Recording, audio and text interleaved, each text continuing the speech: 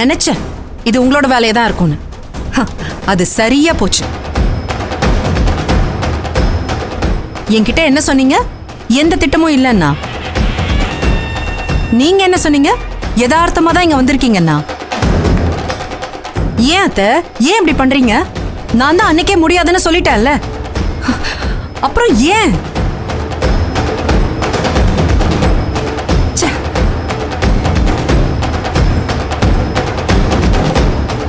எப்படியாவது பேசி சமாளிப்போம் வாங்க. வினோ, நாங்க சொல்றத கொஞ்சம் கேளுமா. ஜோசியர் என்ன சொன்னாருன்னு உனக்கு ஞாபகம் இருக்கா இல்லையா? உன் கழுத்துல கிடக்கிற தாலிய கழட்டினாதான் உன்னால புது வாழ்க்கைக்குள்ள போக முடியும்னு சொன்னார்லம்மா.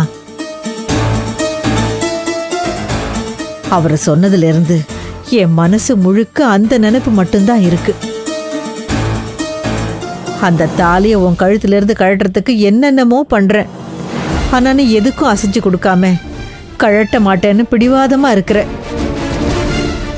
இது உன் நம்பிக்கைக்கான அடையாளம். அது எனக்கு புரியுதுமா, புரியாம இல்ல.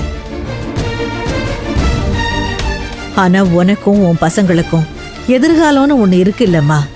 அதுக்கு இந்த தாலி ஒரு தடையா இருக்கு. அதை நீ கொஞ்சம் புரிஞ்சுக்கணும். வினோ, திவ்யா கேஸும் ரொம்ப சீரியஸா போயிட்டு இருக்கு. எப்படியாவது திவ்யாவை அவங்க பக்கம் இழுத்துடணும்னு ரொம்ப குறியா காய் நகர்த்திட்டு இருக்காங்க. லாயரை விட்டெல்லாம் மிரட்டுறாங்கம்மா. எனக்கு என்ன பண்றதுன்னே தெரியல.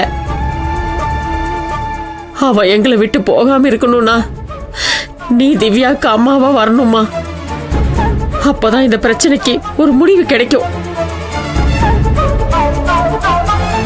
இங்க பாரு, இத நான் என் சுயநலத்துக்காக சொல்லல. உன்னை சுத்தி இருக்கிற எல்லாரையும் கொஞ்சம் யோசிச்சு பாருன்னு தான் சொல்றேன். உனக்கும் வாசுக்கும் கல்யாணம் நடக்கணும்னா ஜோசியர் சொன்ன மாதிரி உன் கழுத்துல இருக்கிற தாலிய நீ முதல்ல கழட்டணும்.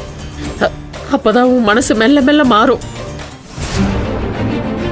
இங்க பாருமா வினோ, ரம்யா கல்யாணத்துக்கு தடையா இருக்கிறது உன் கல்யாணம் தான்மா. அதுக்கு எந்த பரிகாரமுமே இல்லை.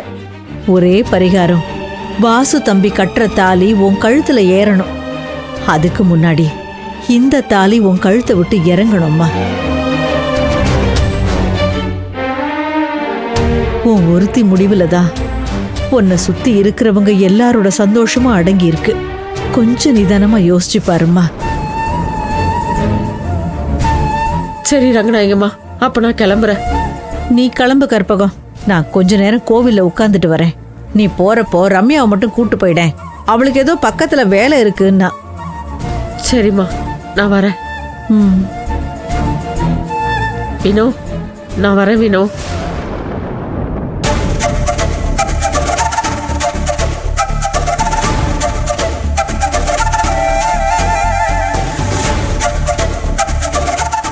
சீக்கிரமா எந்தெந்த சாமியை பார்க்கணுமோ என்னென்ன சொல்லணுமோ சொல்லிட்டு வாங்க. நான் பின்னாடி வெயிட் பண்றேன்.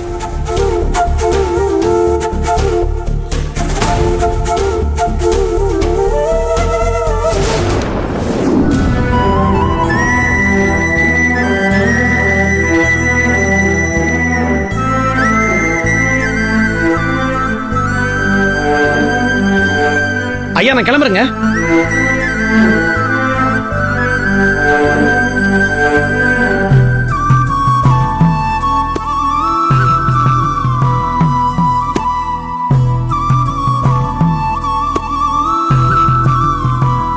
அம்மா,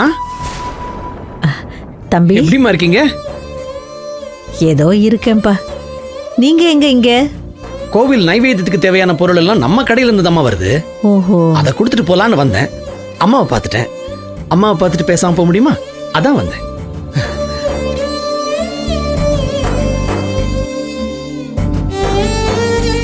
அம்மா, என்னாச்சு?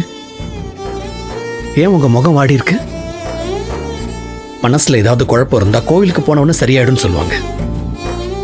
ஆனா கோவிலுக்கு வந்து உங்க முகம் தெளிவில்லாம இருக்க. என்னாச்சுமா? ஏதாவது பிரச்சனையா? அம்மா, உடம்புக்கு எதுவும் முடியலைங்களா? கேட்கறேன்னு தப்பா எடுத்துக்காதீங்க. உங்களுக்கு சொல்லணும்னு தோணுச்சுன்னா சொல்லலாம், இல்லைன்னா வேண்டாம். ஐயோ, என்னப்பா நீ பெரிய வார்த்தைலாம் சொல்ற? உன்கிட்ட சொல்றதுக்கு என்ன?